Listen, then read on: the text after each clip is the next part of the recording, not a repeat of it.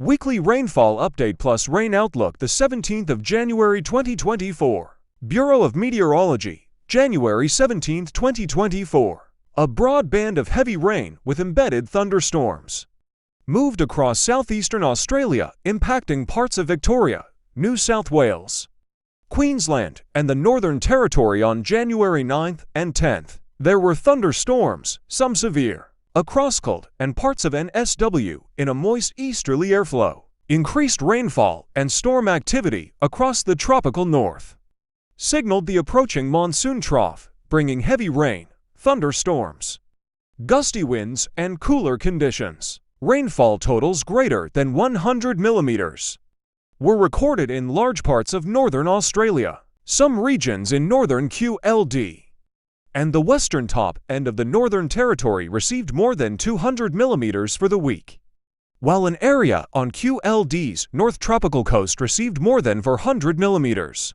Weekly rainfall totals of 50 to 100 millimeters were recorded in parts of the Kimberley in Western Australia, northern parts of the NT, northern QLD, and some areas in southern parts of the state.